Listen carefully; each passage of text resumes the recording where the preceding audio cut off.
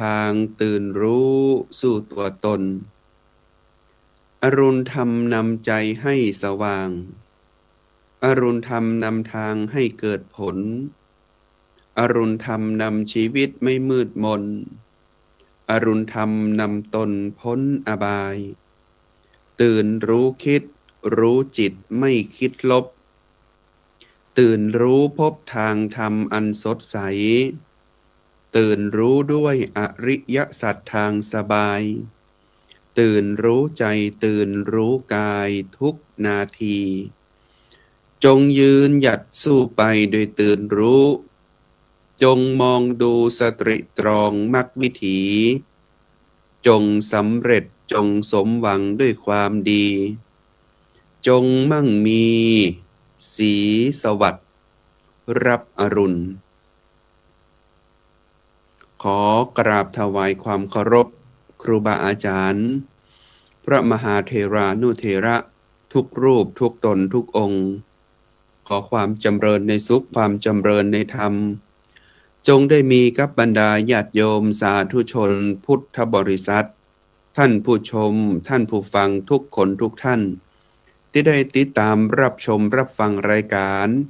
ธรรมะรับอรุณผ่านทางช่องธรรมะเป็นทีมทีวีออนไลน์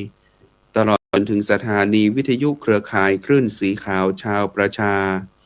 โดยได้รับการสนับสนุนอุปถัมภ์โครงการ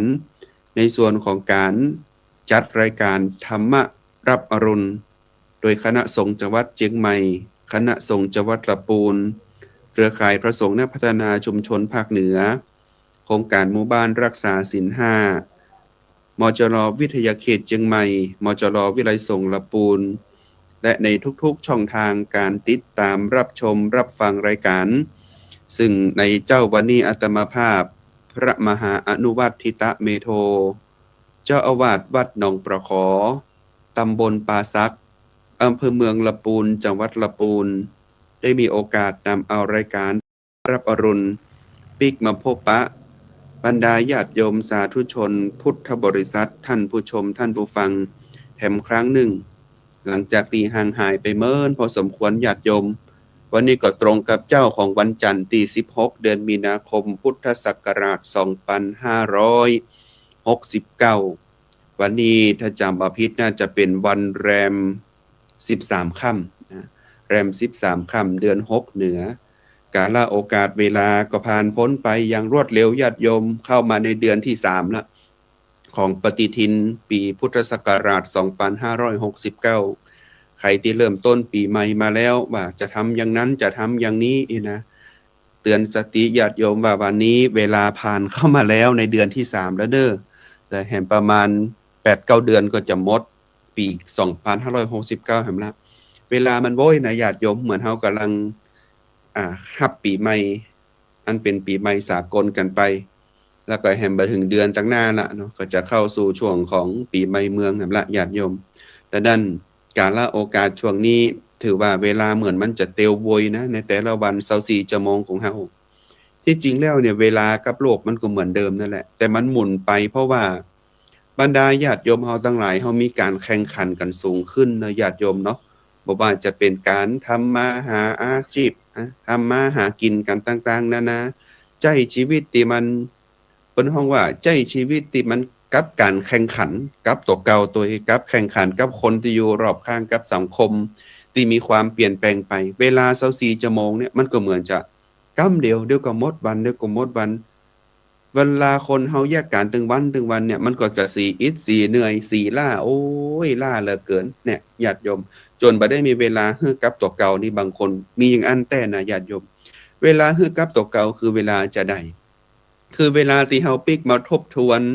มีสติกำกับการใช้ชีวิตของเฮาในแต่ละวันนี่แหละบางคนเนี่ยใช้ชีวิตไปในแต่ละวันอยู่กับการแข่งขันปะความโลภความโกรธความหลงปะกับสิ่งที่มันเป็นเปิ้นฮ้องว่ารูปเสียงกลิ่นรสโผฏฐัพพะธรรมารมณ์ที่มันมาผูกเอาจิตเอาใจของเฮาเนี่ยบ่ว่าจะเป็นตาหูจมูกลิ้นกายใจนี่นะญาติโยมเนาะมันเป็นอายตนะที่มันผูกพันใครที่ฝึกสติเนี่ยใครที่ฝึกสติมาอยู่ตลอดเวลามันก็บ่มีปัญหาหยังนักนะ แต่ถ้าหากบางคนใดที่บ่เคยฝึกสติเลยเนี่ยใช้ชีวิตอยู่กับการแข่งขันอยู่บนโลกแห่งการเปลี่ยนแปลงอย่างนี้เนี่ยจะทำให้เขาเกิดความท้อเกิดความล้านะบ่จะสามารถที่จะใช้ชีวิตให้มันยืนหยัดได้เวลามีเรื่องราวอะหยังมาสักน้อยหนึ่งนี่ก็เสาะหาตังออกเสาะหาตังเปิงนะที่มันผิดรูปผิดรอยกันไปก็มีหลายๆอย่างแม้กระทั่งเรื่องของศีลธรรมจรรยาอาชญากรรมในบ้านในเมืองเฮามันก็รู้สึกว่าจะหนักขึ้นก็เนื่องด้วยว่าเพราะการแข่งขันในโลกมันเปลี่ยนแปลงที่มันโวยขึ้นนี่แหละจึงทำให้จิตใจของมนุษย์คนเฮานี่มันโวยไปโดยกระแสของสังคมกระแสของโลกนี้จนลืมมองถึงกระแสธรรมกระแสวิถีที่มันจะต้องช่วยเหลือเกื้อกูลกันไปนั่นญาติโยมอันเนี้ยมันเป็นสิ่งที่เฮาหันว่าถึงวันนี้มันเหมือนเฮาใช้ชีวิตในแต่ละวันอ่ะเดี๋ยวก็หมดวันละนะแต่ถามว่าหมดวันไปนี่ทุกท่านได้มีสติอยู่กับการใช้ชีวิตในการทำงานการการจาการกึดหรือว่าการพบปะกันหรือไม่นี่เป็นสิ่งที่สำคัญที่สุดในช่วงนี้อาตมาภาพก็ดูข่าวสารที่เป็นข่าวสารอันเป็นเรื่องของภูมิอากาศนะช่วงนี้ก็ยังจะมีภาวะเรื่องของการเปลี่ยนแปลงทางอากาศแบบฉับพลันนะญาติโยมเนาะอย่างตอนเจ้าวันนี้ 2-3 วันมานี้ตอนเจ้านี่อากาศเย็นนะบ้านเฮานี่อายุอัน21องศา19องศานี่ปะอากาศเริ่มเย็นเหมือนอยู่ในช่วงของปลายปีประมาณเดือนธันวาอย่างเงี้ยเนาะเพราะว่าอากาศมันจะแปรปรวนเนื่องด้วยว่าสภาพอากาศนะมันเกิดลมนะครับเกิดลมเป็นลมบนห้องว่าลมพายุฤดูร้อนนะพายุฤดูร้อนนี่เกิดจากความร้อนความเย็นมันเคลื่อนที่นะมันก็เลยทำให้เกิดการเปลี่ยนแปลงฤดูกาลนั่นแหละแต่นั้นญาติโยมทั้งหลายก็รักษาเนื้อรักษาตัวแล้วก็อยู่ที่มุงบังที่มันมีความแข็งแรงเนอะบางครั้งบางครานี่ไปอยู่บ้านนะหรือว่าอยู่ตูบกลางต้งนะอยู่ห้างนากะนะหรือแม้กระทั่งอยู่ที่โรงจอดรถอย่างหมดเนี่ยมันบ่ค่อยแข็งแรงสักแต่ใดเวลาลมมาเนี่ยมันจะมากำเดียวนะมันมากำเดียวแล้วมันก็จะมีลักษณะของการลมบะเดียวเนี่ยเขาสังเกตเพราะว่ามันจะปัดสิ่งปลูกสร้างเนี่ยลมมันจะล่วงเอาเข้าทั้งปื้นนะลมหน้าร้อนก่อนพายุฤดูร้อนเนี่ยลมจะล่วงเข้าปื้นแต่ถ้าหากว่าในตามฤดูกาลของหน้าฝนแต่ลมมามันจะปัดตังบนถ้าหากว่าเฮาสังเกตดูลมอย่างอันนะดังนั้นเฮาก็ควรที่จะต้องดูลักษณะของลมโดยหากว่าอันไหนที่มันบ่ค่อยแข็งแรงแบบว่าวัดวาอารามก็ดีเนาะบ่ว่าจะเป็นตั้งบ้านตั้งจองเฮาก็ดีเนี่ยญาติโยมต้องดูแลต้องดูแลอันไหนปรับปรุงกันได้ก็ปรับปรุงกันไปแล้วก็เก้าไม้บางต้นที่มันสูงมันใหญ่มันแก่มันมีความเปราะมีความบางมีความเสี่ยงที่จะทำให้เกิดเสียเป็นว่าเสียชีวิตแล้วก็ทรัพย์สินเนี่ยเฮาก็ต้องดูแลกันไปบางครั้งบางสิ่งบางอย่างในญาติโยมเฮาก็บ่จำเป็นที่จะต้องเป็นว่าเป็นการห่วงแหนกันไว้จนทำให้เฮานั้นได้เสียชีวิตนะได้เสียทรัพย์สินต่างๆนานาไปอันนี้มันเป็นเหตุการณ์ปัจจุบันที่เฮาควรจะได้มองหันกันว่าเราควรที่จะตั้งสติกับการตั้งรับในเรื่องของประการแรกแล้วเนาะเรื่องของภูมิอากาศที่มีความเปลี่ยนแปลงนี่แหละช่วงนี้เป็นช่วงพายุฤดูร้อนแล้วก็เห็นเพิ่นประกาศเตือน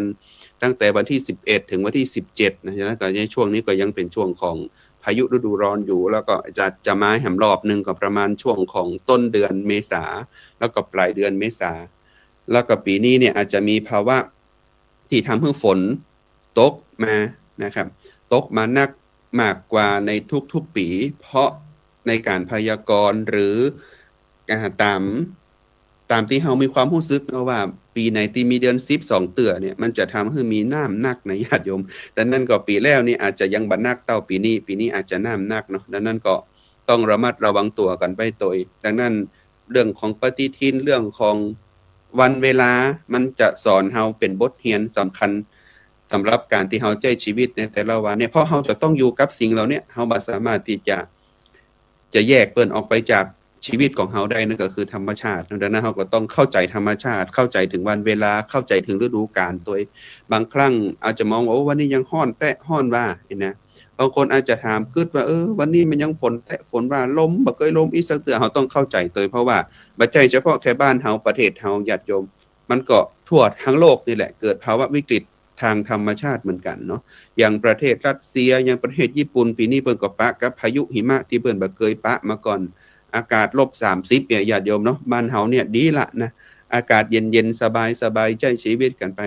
นะประเทศไทยนี่เป็นประเทศที่ต่างชาติแสวงหาที่อยากจะเข้ามาอยู่เพราะว่า1อากาศดีนะปฏิสัมพันธ์ของคนเฮาเนี่ยดีตัวเองดังนั้นเฮาก็ต้องเข้าใจว่าเฮาจะต้องอยู่กับ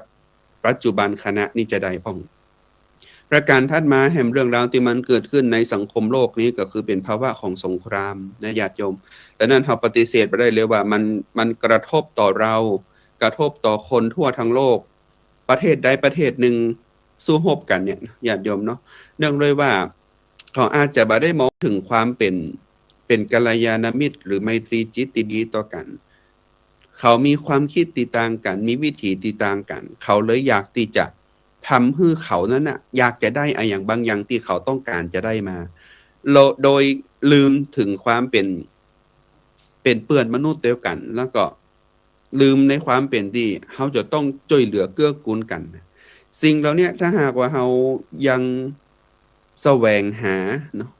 ยังแสวงหากระหายอำนาจแสวงหาผลประโยชน์ที่จะบอกว่าฮื้อตัวเก่าได้เนี่ยที่จริงเนี่ยมันเป็นสิ่งที่ทำให้เรานั้นเกิดความทุกข์เกิดขึ้นนั่นแหละดังนั้นญาติโยมทั้งหลายหากว่าเรามองถึงภาวะที่มันเป็นไปปัจจุบันในโลกนี้ที่มันเกี่ยวข้องกับเราก็จะปฏิเสธบ่ได้ว่าภาวะสงครามบ่ว่าจะประเทศนั้นประเทศนี้เนี่ยตะวันออกกลางสหรัฐเองก็ดีหรือแม้กระทั่งที่ผ่านมาเนาะที่ผ่านมาที่ดินแดนของเชื่อมต่อในภาคอีสานของเราเนี่ยญาติโยมเราก็ต้องเข้าใจว่า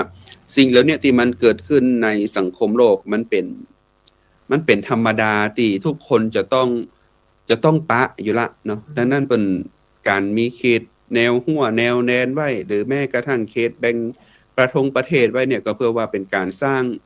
ในขอบเขตของเขานั่นแหละมันบ่ใช่มีการเฉพาะยุคนี้ยุคสมัยอดีตเพิ่นก็มีประวัติศาสตร์นะมีประวัติศาสตร์สอนเฮามาอยู่ดังนั้นเราก็ต้องอยู่กับปัจจุบันแล้วก็สอนลูกสอนหลานอย่าให้ลืมประวัติศาสตร์นี่เป็นสิ่งที่สำคัญที่สุดเนาะแม้กระทั่งล้านนาเมืองเหนือเฮาเองก็ดีประเทศน้อยประเทศนิดก็ดีเนี่ยเฮาก็ยังมีความเกี่ยวข้องกับสิ่งที่ดำเนินเกิดไปตึงหมดตึงมวลนะครับดังนั้นบรรดาญาติโยมทั้งหลาย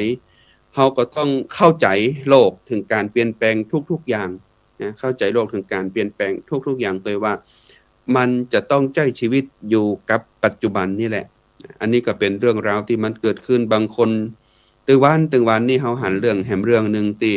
เสาะหาลำบากกันละก็คือเรื่องของน้ำมัน 3-4 วันมานี้อาตมาภาพเดินทางมาจากกรุงเทพมหานครก็มีหลายๆปั๊มเนาะเฮาก็หันตามหนทางสายถนนที่จะพลิกมาลาปูนนี่แหละเฮาก็หันว่ามันก็ยังมี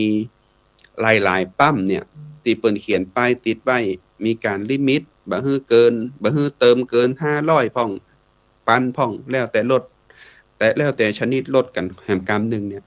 ก็เนื่องด้วยว่าเป็นภาวะที่เกี่ยวเนื่องกับภาวะสงครามแต่ตอนแรกๆในอาทิตย์แรกที่มันมีข่าวขึ้นมาเนี่ยคนไทยเฮานี่ก็เพิ่นเฮาว่ามีความตระหนกนะมีความตื่นตระหนกกันพอสมควรว่าน้ำมันจะอยู่ได้แหมกี่วันแหมกี่เดือนมันจะพอบ่พอนี่นะดังนั้นเนี่ยในสิ่งที่เฮาควรจะรู้ก็คือติดตามข่าวสารในความเป็นปัจจุบันและอย่าไปตื่นตระหนกกับมันญาติโยมใช้ชีวิตที่เป็นปกติที่น้ำมันหมดเนี่ยก็เพราะว่าเฮาแห่กันไปเติมว่ากลัวมันจะหมดที่จริงแล้วน้ำมันแต่ละวันที่เปิ้นวนกันเนาะที่เปิ้นวนกันเข้ามาในการที่จะทำให้เข้ามาในแต่ละปั๊มเนี่ยมันอยู่ในระหว่างการขนส่งถ้าหากว่าเปิ้นส่งตามลำดับวันของมันเฮาบ่ได้ไปแห่เติมกันเนี่ยเฮาก็ยังจะมีภาวะของการใช้น้ำมันไปได้อย่างปกติอยู่แต่ถึงวันนี้มันคนออกไปกักตุนพ่องเติมไว้เต็มถังพ่องคนที่เคยเติม500ตลอดก็กลายเป็นเติมเต็มถังไว้ตลอดเนี่ยมันก็เลยทำให้วิถีของการที่จะเป็นปกติเนาะมันเปลี่ยนแปลงไปปุ๊บเนี่ยมันก็เลยทำให้รู้สึกว่ามันขาดแคลนที่จริงแล้วตามที่ได้ข่าวสารมาเบิกว่าน่าจะอยู่ได้แหมประมาณสัก40กว่าวันถึง60วันเนี่ยก็น่าจะมีอยู่ในคงคลังน้ำมันที่จะหมุนเวียนนั่นก็คือ2เดือนกับพฤษภาคมญาติโยมเนาะก็ยังสามารถที่จะอันนี้อยู่แต่ถ้าหากว่าในระหว่างนี้นะอาทิตย์2อาทิตย์3อาทิตย์ตั้งหน้ามันเกิดไม่มีความยืดเยื้อในเรื่องของภาวะสงครามแล้วเนี่ยมันก็จะทำให้การขนส่งพลิกเข้ามาเป็นปกติอันนั้นก็ ต้องเข้าใจวิถีในส่วนของการใช้ชีวิตอยู่ร่วมกันเนาะบ่ใช่ว่าอันไปแห่เติมกันหมดโดยบ่คิดถึงคนอื่นที่เพิ่นก็ต้องใช้รอบใช้ถนนเหมือนกันบางคนนี่ไปกักตุนไว้จนปั้มบาดบ่สามารถที่จะเคลื่อนไปทางหน้าได้เนาะญาติโยมเนาะดังนั้นก็คือเฮาก็ต้องดูว่าเราจะต้องใช้ชีวิตจังไดล่ะในภาวะอย่างนี้เนาะก็ต้องมีสติกันให้นักนั่นแหละมีสติกันให้นักเพราะว่ามันเป็นภาวะที่ปกติในภาวะสงครามนะเป็นภาวะปกติในภาวะสงครามที่1น้ำมันแพงนะเพราะว่าอาจจะเกิดขึ้นจากการขนส่ง2เรื่องของสินค้าอุปโภคบริโภคก็จะแพงขึ้นเมื่อน้ำมันแพงขึ้นก็สินค้าอุปโภคบริโภคก็แพงขึ้นเรื่องของเหล็กนะเรื่องของแร่เรื่องของทองพวกเนี้ยมันก็จะมีภาวะที่ทำให้สูงขึ้นดังนั้นเฮาก็ต้องตั้งเนื้อตั้งตัวแล้วก็ตั้งรับกับมันให้ได้มันเป็นธรรมะเหมือนกันนะญาติโยมสิ่งเหล่านี้ที่เป็นปัจจุบันขณะเนี่ยมันเป็นธรรมะสอนให้เฮาได้ฮู้ว่าเฮาจะต้องปรับตัวจะได้ใช้ชีวิตจะได้บ่ต้องเอาความทุกข์ความลำบากของคนอื่นเนี่ยเข้ามายุ่งกับจิตกับใจของเฮาอยู่กับปัจจุบันเฮาทำหน้าที่ของเฮาในพื้นที่ของประเทศล้านนาเฮานี่ประเทศไทยเฮานี่นะทำวิถีชีวิตของเฮาให้เป็นปกติแล้วก็มันเกิดเรื่องราวอะหยังเข้ามาปุ๊บเนี่ยเฮาก็ตั้งสติรับกับมันให้ได้อันนี้เป็นธรรมะเนาะญาติโยมเพราะว่าเฮาจะต้องปะกับภาวะที่มันเกิดขึ้นในโลกนี้อยู่แล้วบ่ว่าจะเป็นทางภูมิอากาศทางเรื่องราวของสังคมที่มีเรื่องของอาชญากรรมหนักขึ้นเรื่องของการแก่งแย่งชิงดีกันแล้วก็ถึงวันนี้มันมีแหมอย่างหนึ่งเฮามักจะได้ยินคำว่าสังคมปัจเจกเนี่ยญาติโยมสังคมปัจเจกนี่คือต่างคนต่างเอาตัวรอดต่างคนต่างอยู่กันที่จริงแล้วถ้าหากว่าเฮามองไปแล้วว่าสังคมปัจเจกคืออะไรก็คือความเห็นแก่ตัวบ่ใช่ว่าก็กูอยู่รอดแล้วอะครอบครัวกูบ้านกูอยู่แต่อีหละไปสนใจบ่ยุ่งกับไผสักคนละนะแต่เฮาอย่าลืมขึ้นว่าเฮาบ่สามารถที่จะอยู่ได้ลำพังในโลกนี้ได้เฮาต้องเกื้อกูลอาศัยซึ่งกันและกันนะญาติโยมเปิ้นมีการประกาศห้ามเตือนในเรื่องของการเผาเพราะอะหยังเพราะมันเป็นเรื่องของส่วนรวมไม่ใช่เป็นเรื่องของปัจเจกไม่ใช่ว่ากูอยู่ในห้องแอร์ที่บ้านกูละกูเปิดมาประตูบ้านกองเขี้ยวกูไม่อยู่กูจิไฟเลยเนี่ยสังคมปัจเจกเพราะบ่ได้คิดถึงคนที่อยู่รอบข้างเลยว่าเปิ้นจะคิดจะใดเวลาคนเพิ่นมาห้ามมาหยังก็กูบ่เคยไปยุ่งกับสู่เขาสักเทื่อหรอแล้วสู่เขามายุ่งกับกูอีหยังนี่นะอันเนี้ยเป็นการที่เฮามองเห็นว่าสังคมอะมันมีอย่างอี้นักขึ้นถึงวันนี้นะมันบ่คิดจะเกื้อกูลคนอื่นแล้วก็เอาตัวเก่ารอดเพียงแค่นั้นและคิดว่าตัวเก่ามีสตางค์ละคิดว่าตัวเก่าสามารถที่จะอยู่ได้ไปโดยแบบเปิ่งปาคนอื่นละเนี่ยมันเป็นไปบ่ได้ดังนั้นการที่เฮาอยู่ด้วยกันในสังคมมันต้องเกื้อกูลกันเนาะโดยเรื่องของการห้ามเผาในปัจจุบันเนี่ยญาติโยมมันเป็นสิ่งที่สำคัญต่อชีวิตโดยเฉพาะเรื่องของละอ่อนแล้วก็เรื่องของคนเฒ่านี่นะญาติโยมอายุเกิน65ขึ้นไปแล้วเนี่ยภาวะปอดเปิ้นเนี่ยมันบ่ได้เหมือนคนปกติแล้วละอ่อนก็มีภาวะเปราะบางของโพรงจมูกแล้วก็เรื่องของปอดหนักพอสมควรละอ่อนตั้งแต่แรกเกิดถึงประมาณ10ขวบเนี่ยญาติโยมละอ่อนเขาเนี่ยเขาจะใช้ชีวิตของเขาเหมือนเขารู้สึกว่ามันเป็นบ่มีอะหยังนะบ่มีอะหยังแต่ที่จริงแล้วเนี่ยสิ่งที่เขาจะต้องมาปะก็คือปะจากการเผาป่าเผาขี้เยื่อเผาหยังต่างๆนานาแล้วเนี่ยมันจะส่งผลกระทบต่อละอ่อนนักแล้วก็ผู้สูงอายุนักแต่ถามว่าบุคคลระดับเฮานี่ล่ะนะอายุช่วงวัยกลางคนนี่ล่ะมันบ่กระทบกะมันก็กระทบเหมือนกันทั้งหมดนั่นแหละในปีที่ผ่านมานี่จังหวัดลำพูนจังหวัดเชียงใหม่ของเฮามีสถิติเนาะของบุคคลที่ไปรักษาโรคภาวะทางเดินหายใจเนี่ยจังหวัดเชียงใหม่นี่ถ้าจำตัวเลขบ่ผิดน่าจะอยู่ราวๆประมาณ 4-50,000 คนที่เป็นเคสใหม่นะญาติโยมเคสใหม่ก็คือผู้ป่วยรายใหม่ที่เข้าไปตรวจแล้วก็ไปพบว่าเป็นโรคที่เกี่ยวข้องกับภาวะทางเดินหายใจอันเกิดขึ้นจากในช่วงระยะของกุมภามีนาเมษาเนี่ยช่วงเนี้ย PM 2.5 จะหนักแล้วก็แถมส่วนหนึ่งก็คือในช่วงของลำพูนเนี่ยก็จะมีตัวเลขอยู่ประมาณ 15,000 คนก็ถือว่าเป็นตัวเลขที่สูงพอสมควรโดยเฉพาะในเขตเมืองนะญาติโยมทั้งหลายโดยเฉพาะในเขตเมืองก็คือในเขตของที่มีเรื่องของนิคมอุตสาหกรรมด้วยนะแล้วก็บางคนว่าปกติเขาก็เผากันเนาะหน้าอื่นฤดูกาลอื่นเปิ้นก็เผากันมันอย่ามาหันมันมีควันนักญาติโยมภาวะของลมอย่างที่อาตมาภาคอู้ไปตะกี้ว่าลมเนี่ยนะครับในช่วงของเดือน หน้าหนาวเนาะช่วงของหน้าหนาวหรือหน้าแล้งฤดูแล้งเนี่ยตั้งแต่พฤศจิกายนธันวาคมมกรากุมภามีนาเนี่ยมันยังเป็นช่วงของฤดูหนาวเป็นช่วงของฤดูหนาวหรือฤดูแล้งภาวะของลมเนี่ยมันจะกดลงเวลากดลงปุ๊บเนี่ยญาติโยมทั้งหลายควันที่มันจะลอยขึ้นไปตั้งบนมันบักขึ้นอ่ะมันก็เหมือนอยู่ตรงเนี้ยวนอยู่ตรงเนี้ยมันก็เลยทำให้มีภาวะหมอกภาวะหมอกควันที่เกิดขึ้นสะสมเพราะว่ามันสามารถที่จะทำให้ลมมันทะลุไปได้เพราะว่าความกดอากาศต่ำในความกดอากาศต่ำจึงทำให้มีควันมีหมอกควันเยอะแต่นั่นฤดูกาลอื่นทำไมมันโปร่งเพราะว่าลมมันจะขึ้นสูงไงลมมันจะขึ้นสูงมันก็เลยทำให้มีหมอกควันนักแต่นั่นหมอกควันแต่ละช่วงเขาก็จะดูว่ามันมีเหมือนกันทุกในระดับ12เดือนมันมีเหมือนกันทั้งหมดแหละแต่ภาวะในเดือนอะอย่างเนี่ยมันจะนักจะน้อยมันเกิดขึ้นจากภาวะของโลกเขาเนาะเขาจะสังเกตได้เลยว่าพระอาทิตย์เนี่ยมันจะขึ้นในแต่ละวันแต่ในแต่ละเดือนเนี่ยมันจะได้บัดได้ขึ้นอยู่ในจุดเดียวกันนะญาติโยมเคยสังเกตก่อนถ้าหากว่าญาติโยมเคยสังเกตเนี่ยจะหันว่าตะวันเนี่ยมันบัดได้ขึ้นในทิศเนี้ยหรือว่าตำแหน่งเนี้ยในทุกๆวันสังเกตเพราะเนอะอันนี้เพราะว่ามันเกิดขึ้นจากการที่โลกหมุนรอบตัวเองและโลกหมุนรอบดวงอาทิตย์มันจึงทำให้เกิดภาวะของการมีลมมีต่างๆนานาเนี่ยภูมิอากาศเนี่ยเข้ามาเกี่ยวข้องกับการใช้ชีวิตของเราดังนั้นช่วงนี้ถ้าเป็นประกาศเตือนอย่างละปูนนี่เป็นประกาศมาตั้งแต่1 กุมภาพันธ์นะจนถึงวันที่31 พฤษภาคมว่างดเผาในที่โล่ง 100%เพื่อที่จะเป็นการป้องกันบ่ให้มีภาวะเรื่องของหมอกควันที่มันเกิดขึ้นในบ้านเฮานักล่ำไปแล้วก็มันจะส่งผลกระทบต่อการใช้ชีวิตของทุกๆคนโดยเฉพาะของกลุ่มผู้สูงอายุแล้วก็กลุ่มของละอ่อนแต่นั่นในหากว่าเราจะมองกันนี้เราต้องสร้างความรู้ว่าแย่ใดมันต้องช่วยเหลือกันละในเรื่องของหมอกควันนะไม่ใช่ว่าโอ้ตะก้อนเขาก็เผากันเหรอมันเป็นเลือดร้อนอย่างกันเพราะว่าตะกอนเนี่ยคนมันบัดนักญาติโยมแต่ถึงว่าเนี่ยคนมันนักแล้วก็หมอกควันมันบัดได้เกิดเฉพาะในเรื่องของการแค่เผาอย่างเดียวเกิดขึ้นจากการที่เฮาใจรถใจถนนใจในเรื่องของการก่อสร้างเนาะเพราะว่าจะเป็นในเรื่องของการอุตสาหกรรมต่างๆนานาเนี่ยมันเกี่ยวข้องเกี่ยวเนื่องกันทั้งหมดนั่นแหละดังนั้นคนมันนักขึ้นเนี่ยมันแข่งแย่งกันในสังคมนักขึ้นมันจึงทำให้มีปัญหา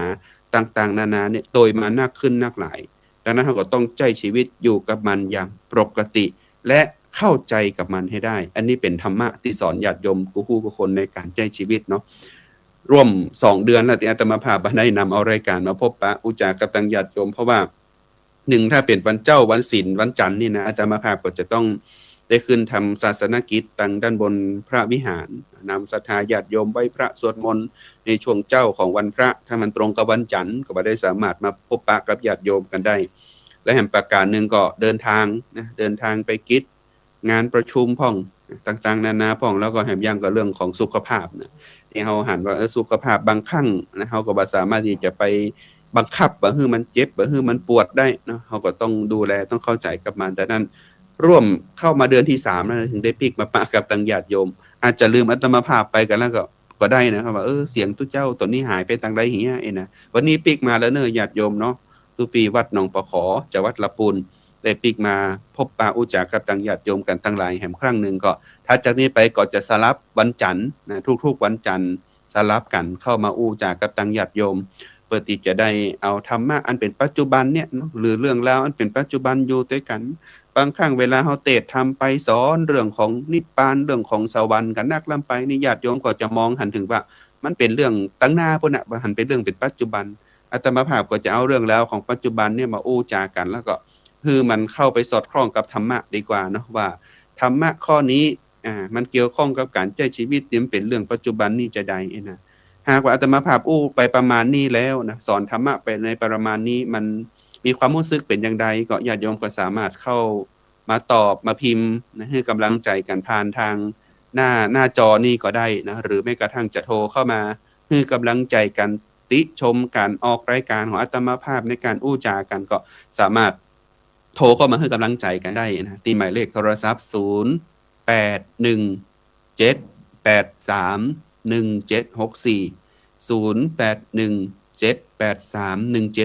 อันนี้เป็นเบอร์ส่วนตัวของอาตมาภาพสามารถอู้จากันได้เนาะแนะนำติชมรายการกันได้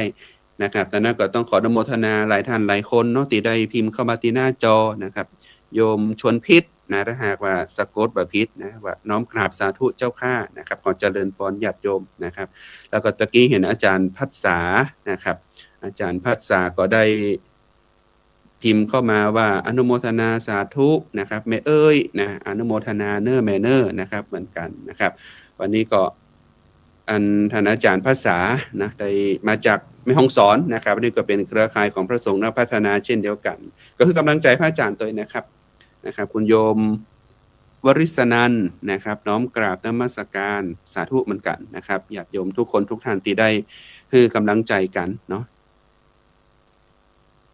ครับแต่นั่นก็ขออนุโมทนาวันนี้รายการ30นาทีนี่เหมือนมันกั้มเดียวเนี่ยนะญาติโยมอาจารย์ภาพขอฝากเรื่องสักเรื่องหนึ่งกับทางญาติโยมได้ไปช่วยกันประชาสัมพันธ์เนาะว่าทางคณะสงฆ์ตำบลป่าซักอำเภอเมืองลำพูนจังหวัดลำพูนนะครับจะมีโครงการบรรพชาอุปสมบทภาคฤดูร้อนเฉลิมพระเกียรติสมเด็จพระนิธิถาธิราชเจ้ากรมสมเด็จพระเทพรัตนราชสุดาสยามบรมราชกุมารีในระหว่างวันที่4เมษายนถึงวันที่12เมษายน2569นะครับซึ่งจะจัดกิจกรรมการงานกันตีวัดหนองไทรแล้วก็คณะสงฆ์ตำบลป่าซักเดินธุดงค์จาริกกันไปในแต่ละวันแต่ละวัดหากว่าญาติโยมท่านใดมีลูกหลานถ้าหากว่าจะบวชเน้นก็อายุ10ปีขึ้นไปจะเปกตุเจ้าก็อายุ20ปีบริบูรณ์ก็สามารถติดต่อสอบถามตีพระอาจารย์ได้นะครับ0817831764หรือจะเข้าไปดูในเพจของบวชภาคฤดูร้อนตำบลป่าสักได้เพื่อที่จะได้ดำเนินกิจกรรมโครงการตรงนี้ร่วมกันนะเพราะว่าปิดเทอมเติมธรรมนะปิดเทอมเติมธรรมเพื่อละอ่อนอยู่กับตุเจ้าจะได้สอนธรรมะเกื้อกูลซึ่งกันและกันได้นี่ก็ฝากกิจกรรมนี้ไว้กับทางญาติโยมกูคู่กูคนตัวนะครับเนาะหากว่าวันนี้รายการ30นาทีนี้อาตมาภาพนำเอาธรรมะบรรณาการฝากญาติโยมไปแล้วถ้าหากว่าถูกอกถูกใจหรือว่าติดขัดอย่างใดก็สามารถโทรมาให้กำลังใจแนะนำกันได้หลังจากรายการจบกันไปสำหรับเจ้าวันนี้ก็ต้องขอนำรายการจากลาท่านผู้ชมท่านผู้ฟังทุกท่านไปก่อนปิกมาปะกันใหม่ในสัปดาห์ถัดไปในทุกๆเช้าของวันจันทร์ในวันนี้ขออำนวยพรให้ญาติโยมทุกท่านมีสุขภาพกายสุขภาพใจที่สมบูรณ์แข็งแรงกึดหวังสิ่งใดสมปรารถนากันกูคู่กูคนเนอขอเจริญพร